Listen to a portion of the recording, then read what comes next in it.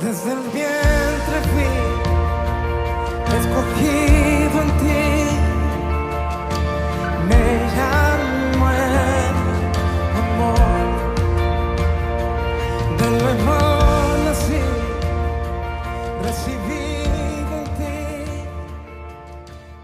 Todas las mañanas cuando se levantaba, se desperezaba, pasaba por delante de un armario que tenía un gran espejo y siempre se levantaba dormijoso, perezoso, de tal manera que no le apetecía salir. Pero cuando pasaba por ese espejo, paraba unos segundos, se miraba de un lado, se miraba de otro y su actitud cambiaba. Se crecía gatito y ya salía por la puerta muy chulo él. Ya el día cambiaba, afrontaba el día de otra manera.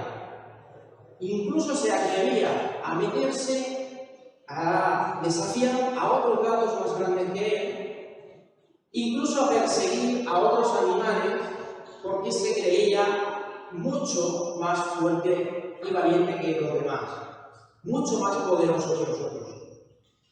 Y así un día tras otro el gatito se levantaba todo cansadito, se levantaba todo perezoso, paraba en el espejo, se miraba y se crecía. Y es que cuando pasaba por el espejo no veía a ese gatito, sino que veía un león. Él veía un león y decía, este soy yo. Y así salía todos los días, creyéndose que era un león. Perseguía a otros gatos, perseguía a otros animales, intentaba zurrarles a todo el que podía, pero hay un día que vuelve a casa y el que había sido zurrado había sido él. A él sí le habían dado. Papá gato lo coge y le dice, ven. ¿Quién te crees tú que eres? Tú eres un gato. Y como tal, vas a poder perseguir ratoncillos. Vas a cazar ratones. Tú no eres un león. Tú no te puedes meter con la cabra que hay en la casa de al lado. Porque el cabritillo que hay en la casa de al lado te ha dado un veneno y mira lo que te ha hecho. ¿Por qué? Porque tú no eres un león. Y es que a veces nos creemos aquello que hacemos. Nos creemos que somos aquello que hacemos. Pero en realidad, lo que verdaderamente es importante es lo que somos, y en este caso, lo que somos para el Padre, para Dios. Para Dios no es lo más importante lo que hacemos, o las capacidades que cada uno tiene, o lo que uno quiere hacer, sino lo que somos para Dios y cómo lo que hacemos, lo hacemos, en qué disposición lo hacemos para Dios. Eso es lo que importa. Vamos a ver un ejemplo en 1 de Timoteo, capítulo 1. Primera carta del apóstol Pablo a Timoteo, capítulo 1, verso 12. De aquí habla un hombre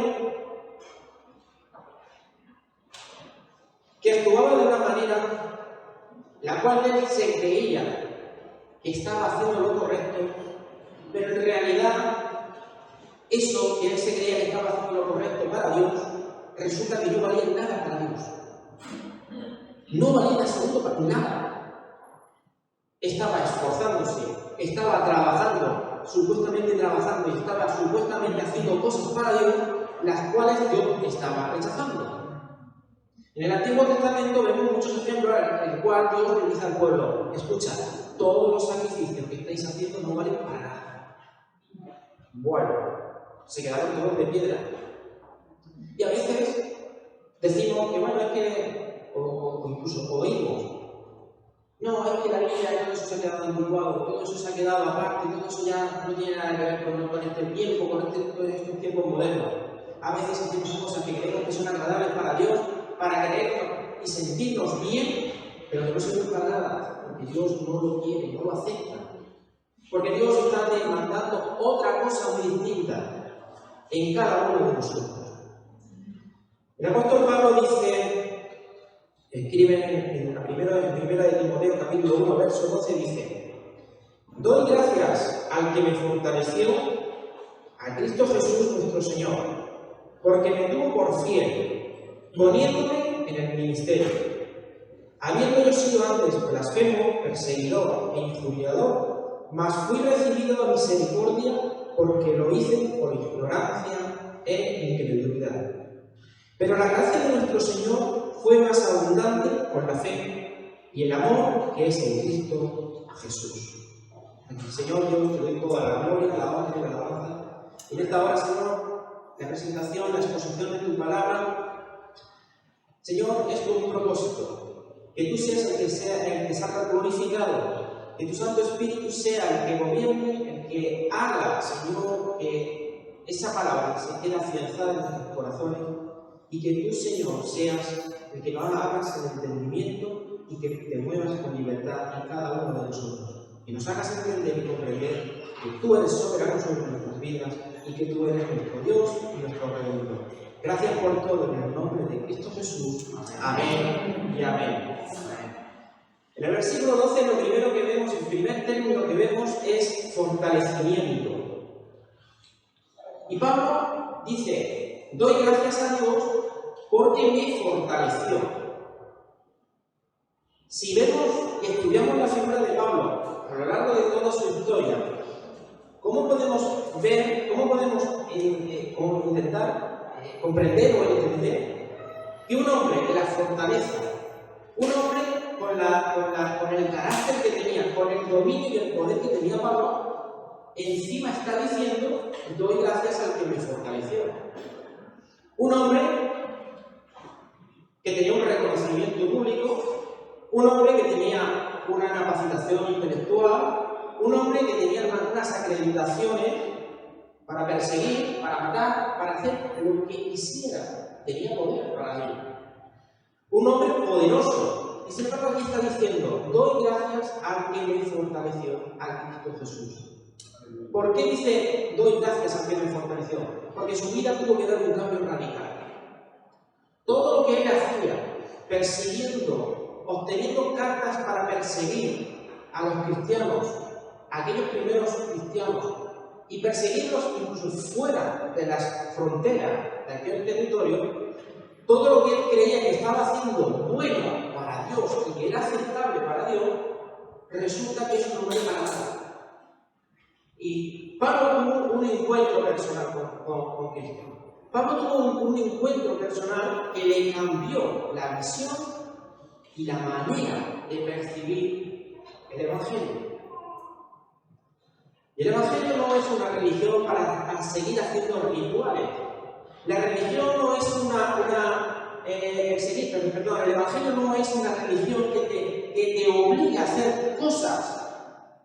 No. El Evangelio es: amarás a Dios sobre todas las cosas y a tu prójimo como a ti mismo. Cree en el Señor Jesucristo como tu Señor y Salvador. Y con eso es suficiente para que tú y tu casa sean salvos. ¿Amén? Amén. Eso es el Evangelio. Y eso es lo que tuvo que entender Pablo. Pablo estaba atado a una religión. Pablo estaba atado a un protocolo que solamente llevaba muerte, persecución y muerte. El término que se utiliza a la hora de leer y de estudiar es conveniente ver qué pone en el original, cuál es la traducción más aproximada. Y el término que utiliza aquí Pablo, me fortaleció, es o nos hizo fuertes o nos dio poder. Pero no poder para hacer lo que nos venga en gana. No poder para decir: yo soy más que tú. No, ese no es el poder que da Dios. Ese no es el poder que aquí obtuvo Pablo. Él tuvo que entender que todo lo que esas cartas de recomendación que él llevaba no servía para nada. Eso no era poder. Eso era muerte y destrucción. Pero lo que Dios demandaba era poder del cielo, poder del Espíritu Santo para cambiar y transformar vidas. Por eso hay un agradecimiento por cuanto lo sacó de un sitio tenebroso. Y tiene que haber un agradecimiento en nuestra vida, por cuanto también nos sacó a nosotros de un lugar de entenebrecimiento. A veces decimos, es que yo no he matado a nadie. A veces decimos, es que yo no he robado a nadie. Es que yo no he hecho esto. Es que yo no he hecho lo otro. ¿Y eso qué pasa? ¿Que me da más poder sobre los demás? No. Yo he hecho igual de mal que el que ha robado o que el que ha matado. Porque una palabra mía quizás haya traído una ofensa que ha hecho morir algo en el corazón de una persona, de un amigo o de un conocido. Porque una palabra mía quizás haya podido traer daño y dolor a un familiar. Por tanto, yo no he disparado una pistola, pero quizás he dejado herido de muerte a alguien. Nos sacó de una condición de debilitamiento, de una condición que necesitábamos ese poder y necesitábamos ser fortalecidos por medio del Espíritu Santo. Las aflicciones de este mundo no las vamos a quitar, ni el propio Jesús dijo que las iba a quitar. Las complicaciones que trae este mundo y que trae esta vida no las vamos a quitar. Ni Jesús dijo que las iba a quitar. Las aflicciones, la enfermedad, todo, etcétera, etcétera, nos va a acompañar mientras estemos en este mundo.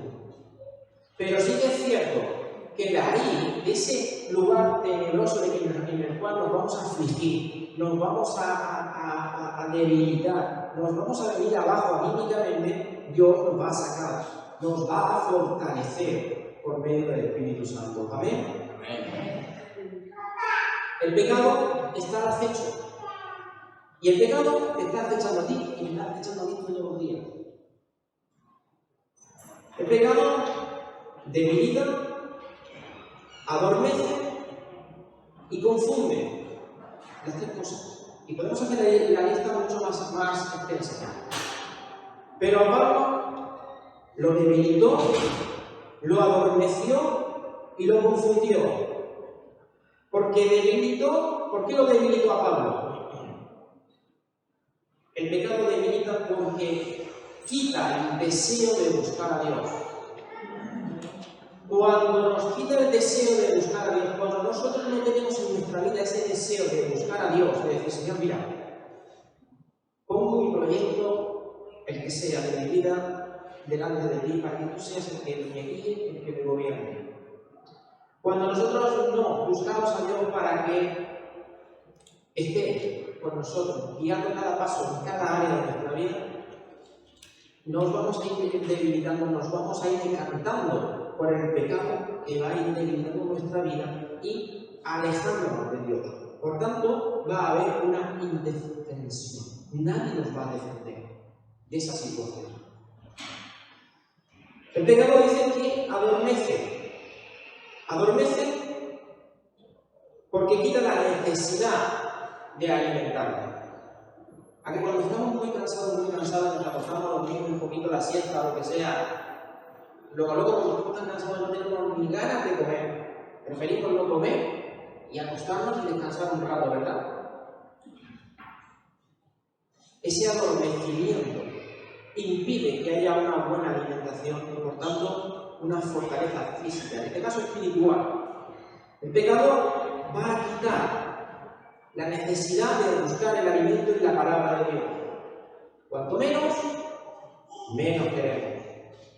Por tanto, la sobriedad espiritual, la sobriedad del ser humano va a salir por encima de todo lo demás. Nos vamos a creer mejores que nadie.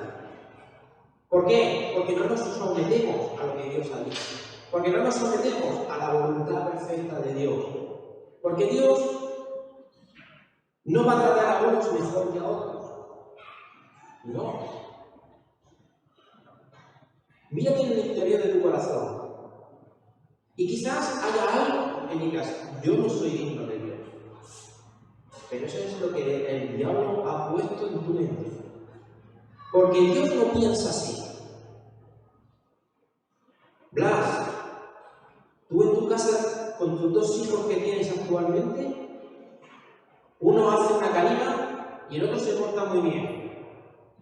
¿A uno lo desechas y al otro lo dejas? No. No. Dios no es un Dios que te excluya y te eche fuera. Dios es un Padre amoroso que ama a sus hijos, que ama a su creación. Ama a sus hijos y ama a su creación. Pero nosotros nos creemos mejor que nadie, mucho mejor, y nos venimos, nuestra sociedad sube. Y es que como yo estoy y soy mejor que tú. Y eso es lo que pensaba Pablo. Y eso es lo que decía Pablo. Y Pablo se ponía allí delante de aquellos que estaban apedreando la vida de Esteban, y se ponía allí delante con sus brazos cruzados y diciendo, es que yo soy el que manda aquí. Pero cuando tropieza con Jesús, camino de Damasco, le dice, estás equivocado. Si no te has equivocado nunca, de aquí atrás porque has sido listo, de aquí para adelante te has equivocado en el mismo preciso momento. ¿Por qué? Porque yo no desecho a nadie. Fijaos cómo Dios incluso pone su mirada en Pablo. Si de mí hubiese dependido esa justicia, me lo hubiera cargado. Humanamente me lo cargo. ¿Cómo te has hecho? ¿Te has cargado? ¿A cuánto te has cargado? ¿50? Eliminado. Esa es la justicia del ser humano. Esa es la soberbia del ser humano. Pero Dios no es así. Y Dios mira tu corazón como miró el corazón de Pablo. Y vio algo que era bueno.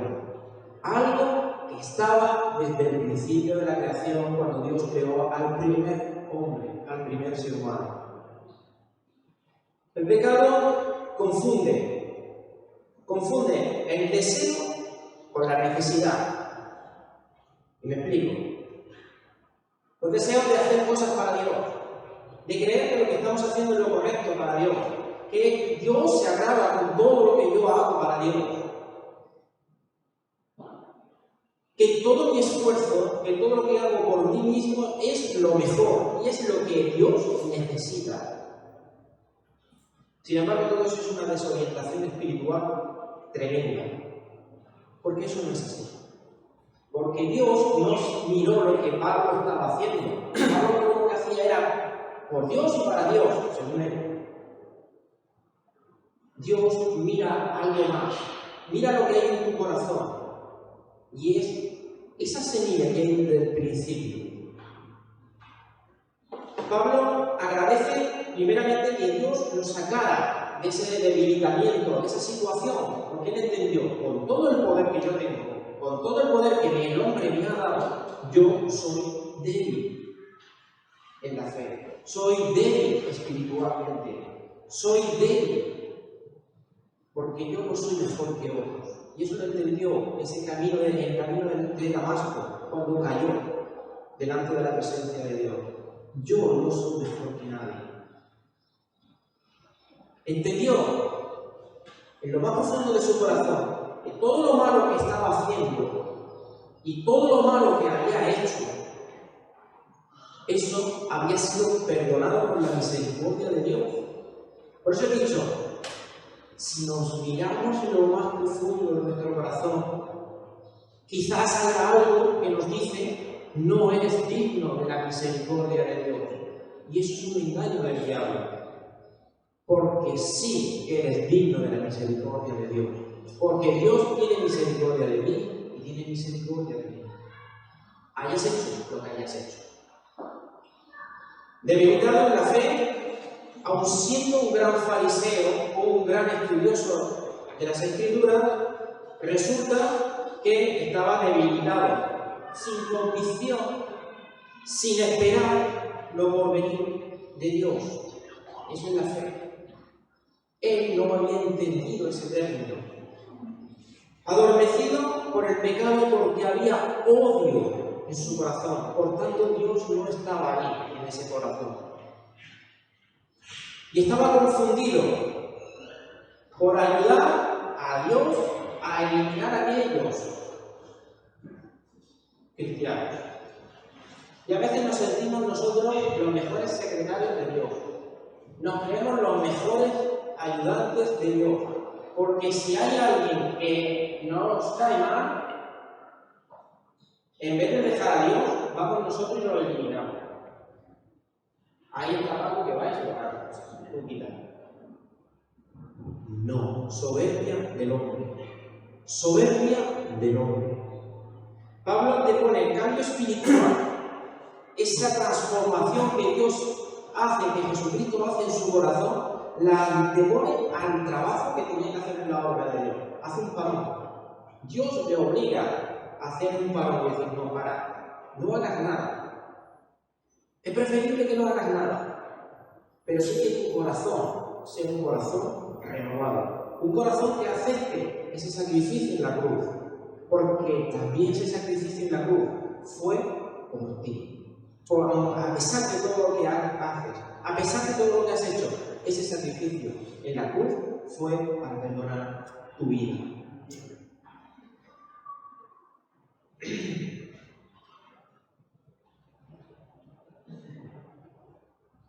Dice, hemos leído también que el propio Pablo dice que antes había una situación en la cual él era blasfemo, era perseguidor, injuriador. Y esa es la condición humana. No solamente es necesario que vayamos maldiciendo, no se trata solamente de ir persiguiendo a aquel que no nos cae bien. No se trata de ir blasfemando constantemente. La ofensa a Dios, la blasfemia a Dios, puede ser de muchas maneras. Y es rechazándolo, es despreciándolo de nuestra vida. Puedes creer o no puedes creer, pero lo que tú pienses de Dios va a cambiar tu vida. ¿Para bien o para mal? Mirad, todos hemos conocido en noticias o donde sea a grandes genios, a grandes personajes científicos o del área que haya sido, en el cual hemos dicho, este hombre o esta mujer así, es una eminencia, es alguien, es un portento. No sé, mirad lo que ha inventado, o lo que ha patentado, o lo que ha hecho, que va a transformar la humanidad. Yo lo puedo creer o no creer. Lo que piense positivo o negativo de esa persona no va a cambiar nada en mí. Pero de lo que yo piense de mi Señor Jesucristo, positivo o negativo, eso sí va a afectar mi vida. Para vida eterna o para condenación eterna. Eso sí. Por eso, lo que nosotros pensemos de Dios, no es necesario hacer un ritual pagano para ofender a Dios, sino de lo que tú pienses acerca de Dios puede transformar tu vida. Perseguidor, por cuanto vamos a eliminar todo aquello que no nos gusta o no nos agrada. ¿Por qué? Porque Dios, como buen padre, te va a decir, mira, esto está bien. Esto es lo que tú tienes que hacer. Ahora, de ti depende hacerlo o no hacerlo. Eres libre. Dios no va a obligar a nadie. No te va a obligar con una pistola en la cabeza a hacer algo que tú no quieras. Vamos a ver más adelante. Dios te ha hecho libre para escoger. Pero de lo que tú escojas va a afectar a tu vida. Cuando un niño pequeño le dices, no te subas ahí, porque te vas a caer. Si no es excesivamente peligroso y se pone cabezoncita, por ejemplo en mi caso, la dejo que se suba, porque sé que el revolcón que se va a dar le va a enseñar. La dejo, porque es libre en ese momento de escoger, la dejo que sea libre de escoger, porque ahí es donde va a brillar. Injuriadora, ¿por qué? Porque cuestionamos la perfecta voluntad de Dios. ¿Por qué? ¿Y para qué? ¿Y por qué yo? Dios tiene un plan perfecto para tu vida y para mi vida. Como lo tuvo con aquellos, como lo tuvo con Pablo. Para tu vida y para la mía hay un plan perfecto. Y a veces no lo vamos a entender hasta que no pasa la situación o no pasa el tiempo. Pero yo soy impaciente y lo quiero ya de inmediato. En ocasiones, como Pablo aquí habla acerca que Dios le da el ministerio. Y hablamos del ministerio como si fuese el campo más importante. Muchas veces me dicen, ministerio, no, ministerio de Asuntos Exteriores, de Hacienda, todo un ministerio de verdad que sea. Pero aquí lo que estamos hablando es de servicio a Dios. En ocasiones, nuestra disposición a servir a Dios, y no solamente estoy hablando de la congregación, sino de servir a Dios, de decir, Señor, yo quiero ser una herramienta en tus manos. Yo quiero ser ese elemento que tú utilices para bendecir a mi vida y mi familia. Ese servicio que nosotros presentamos delante de Dios es condicional. Es condicional a lo que yo puedo recibir a cambio. Condiciono o intento condicionar a Dios para yo obtener algo a cambio. Y eso no funciona así con Dios. Eso no es así con Dios. Servir a Dios es ponerte en las manos de Dios para hacer su santa y perfecta voluntad. Su santa y perfecta voluntad, no lo que yo quiero hacer. Pablo tenía antes esas cartas de reconocimiento y esas cartas de poder. Ahora resulta que él se considera débil, se considera frágil y acepta servir a Dios. ¿Cómo? Obedeciendo la perfecta voluntad de Dios. Obedeciendo aquel plan que tiene diseñado desde el principio, desde que estábamos en el vientre de nuestra madre, un plan perfecto para mi vida y para mi vida.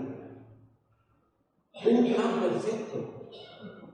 Hay un plan perfecto, pero queremos nuestro plan, que parece que lo palpamos.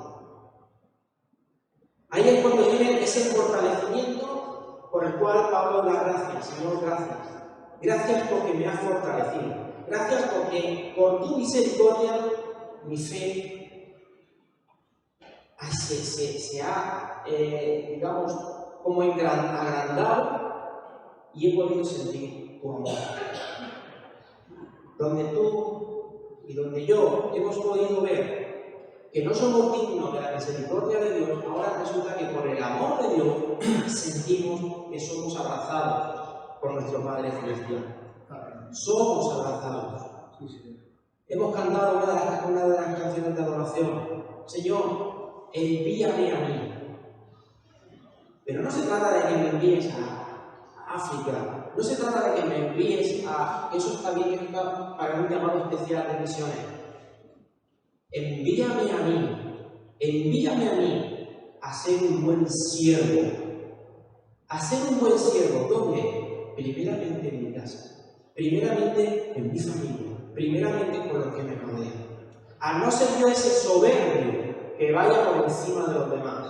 No, humilde, notándome como frágil y como sencillo delante de Dios, como hizo Pablo. Dice en el verso 12, porque me tuvo por fiel. Fijaos qué condiciones estaba Pablo, toda la vida que llevaba Pablo, toda la trayectoria de Pablo, y encima reconoce que lo tuvo por fiel.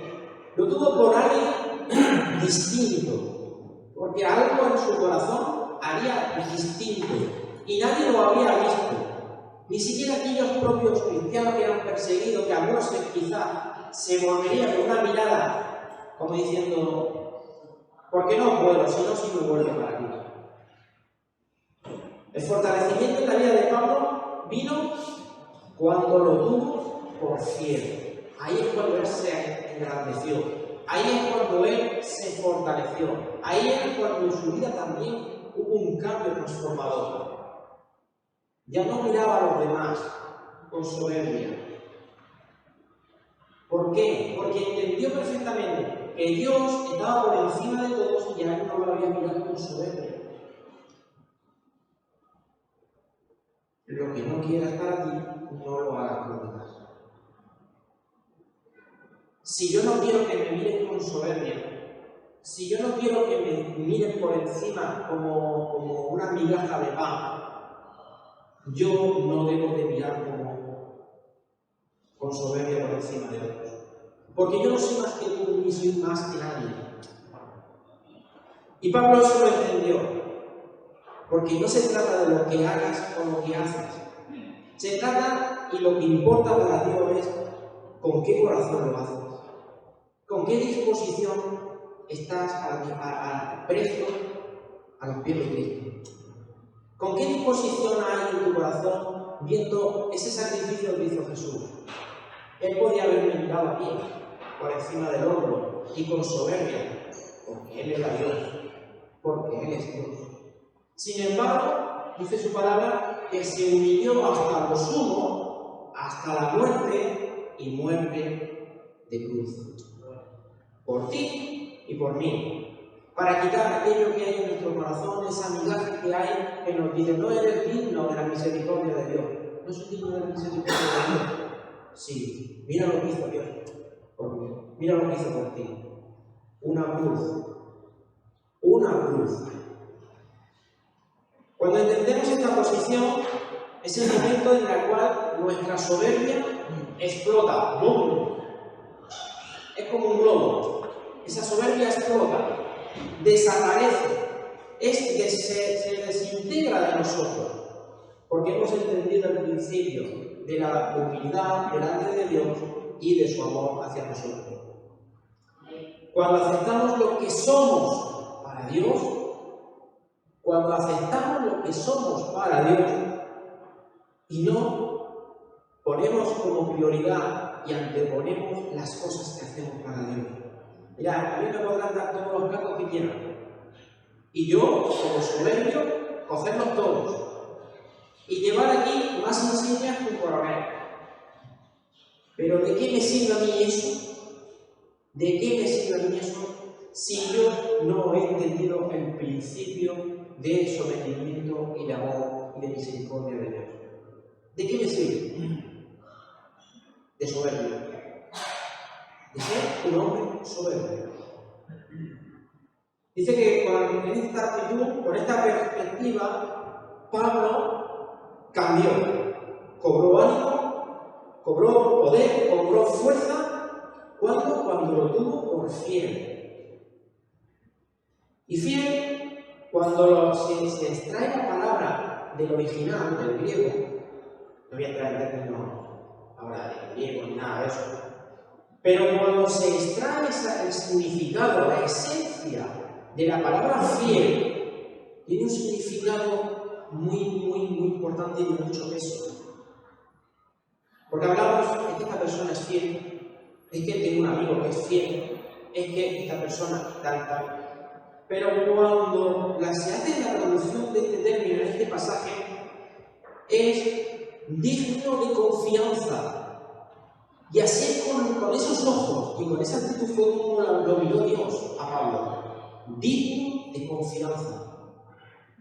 Y ese es el planteamiento que yo tengo que poner en mi corazón y en mi vida. Que Dios me vea digno de confianza, a pesar de mis errores, que como humano voy a tener. Que quizás cuando salgamos fuera nos saludemos, tal y cual, quizás en una conversación diga alguna tontería y diga, como Paco se ha ido de órbita. Pero que sea digno de confianza de Dios, que sea digno de confianza, como fue Pablo. Pablo, lo que más le sorprendió, lo que más le impactó en su corazón, no solamente fue aquel encuentro en el camino de Damasco de encontrarse la aparición de Jesús. Fijaos, si se nos aparece a nosotros, vamos, yo me derrito en el suelo y me quedo ahí. No. A Pablo lo que le impactó, y aquí lo deja reflejado, lo que verdaderamente le impactó es que a pesar de cómo él era, a pesar de cómo actuaba, a pesar de cómo él vivía, Dios lo tuvo digno de confianza. Digno de confianza. Pero no solamente a él, a ti y a mí. No solamente a él, sino a tantos y tantos personajes a lo largo de la Biblia, que si lo vemos, que no le llegamos, por lo menos yo no le llego ni a la suela de los zapatos, personajes que tenemos como idolatrizados, por así decirlo, Dios los mira como digno de confianza.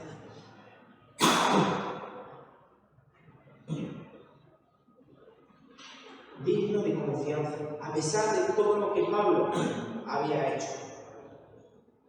El pilar en el cual fundamentó a partir de ese momento su vida fue para servir con humildad, para servir con una condición de esclavo de Jesucristo.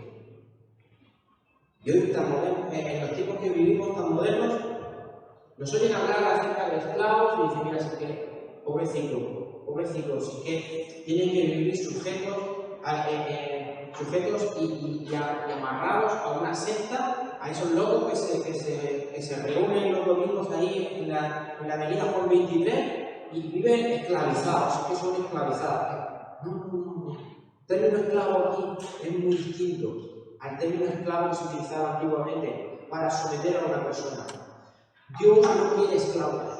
Dios no tiene esclavos. Dios tiene personas libres que escogen seguir a Jesucristo. Simple y llanamente. A mí no me sujeta aquí nadie. Yo cuando me convertí, antes de convertirme empezaron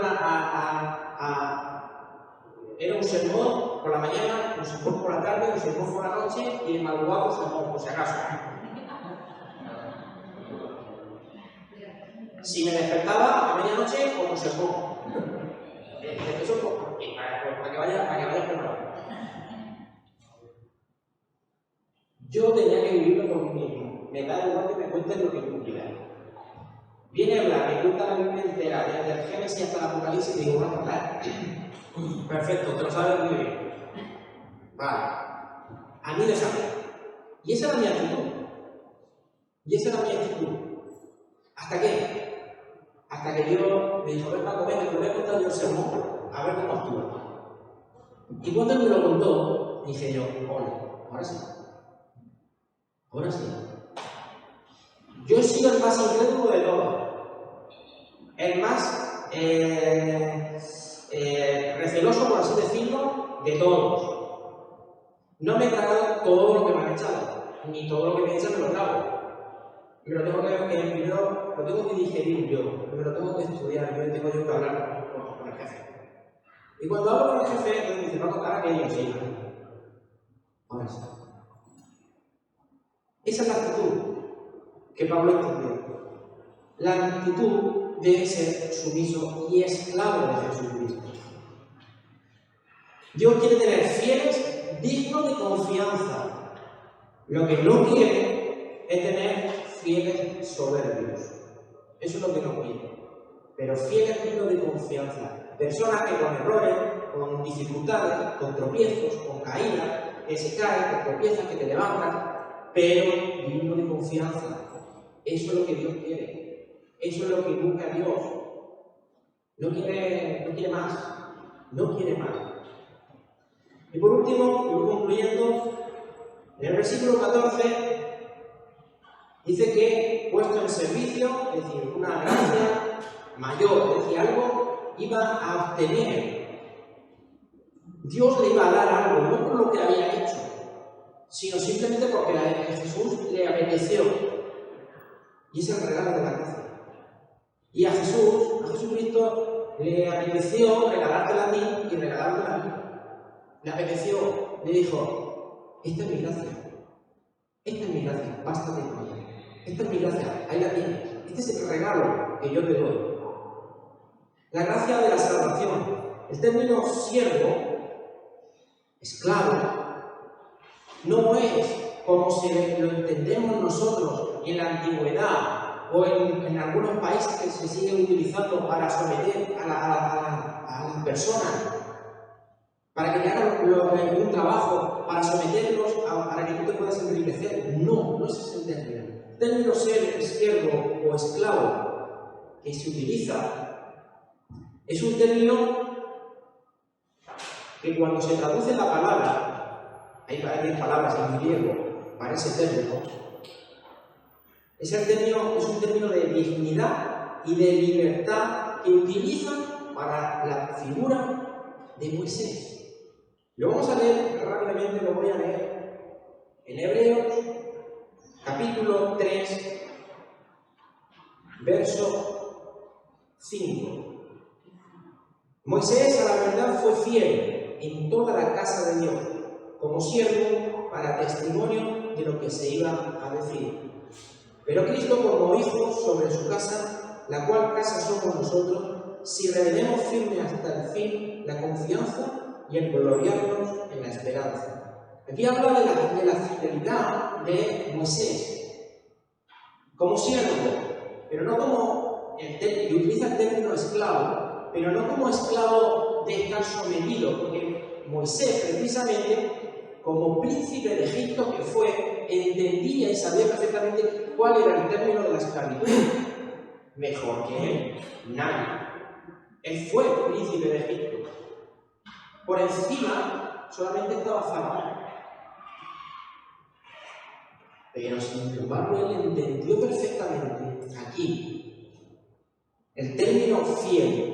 El término siervo, el término esclavo, era un término que denotaba dignidad y libertad para los hijos en toda la casa de Dios.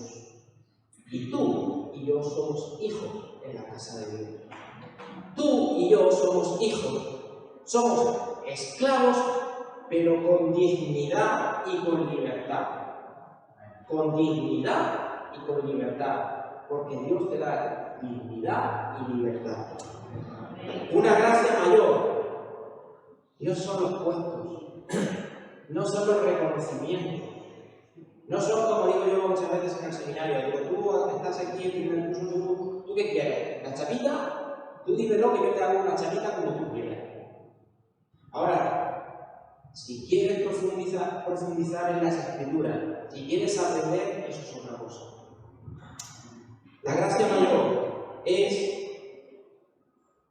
la demanda que nosotros solicitamos a Dios, de decir, Señor, yo quiero ser tu esclavo, yo quiero ser tu siervo, yo quiero ser esa persona digna y libre que reconoce ese sacrificio en la cruz que hiciste por mí, para que yo no tuviera que pasar por ahí, porque nuestra condición de pecado era para llevarnos a eso, era para llevarnos ahí. Sin embargo, Él lo hizo por cada uno de nosotros. Pablo era digno de confianza. En los peores momentos de su vida, Dios lo reconforta y le reconoce. Dios era digno de confianza en los peores momentos cuando estaba encarcelado. Por ejemplo, en Cesarea, que estuvo 2 años allí encarcelado, y fue fortalecido y obedeció en todo. Moisés entendió el término esclavo, como he dicho antes, como príncipe de Egipto, con dignidad y con libertad. Y tú y yo somos dignos de confianza, dignos de ser hijos de Dios en toda la casa de Dios. Y termino con este versículo, con el versículo 19 del mismo capítulo de 1 de Timoteo, que dice: guardando la fe y la buena conciencia, que algunos han rechazado y naufragaron en lo que toca a la fe. Guardando la fe y la buena conciencia, que algunos rechazaron y naufragaron en la fe. No caigamos en el error. No caigamos en el error de naufragar y caernos de esa gracia inmerecida, pero que Dios dijo.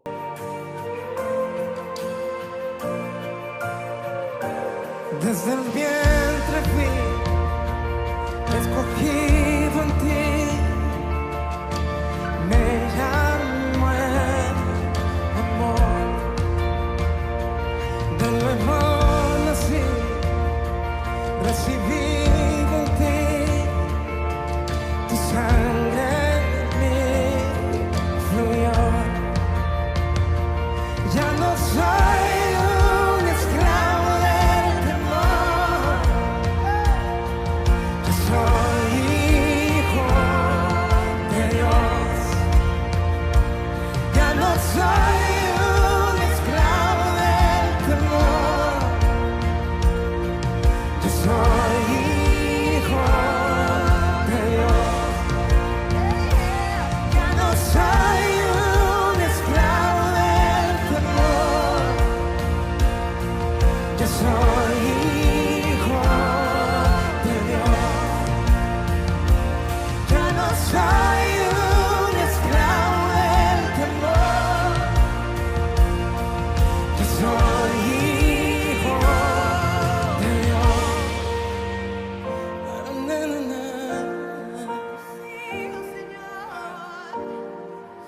Levanta tus manos y diles que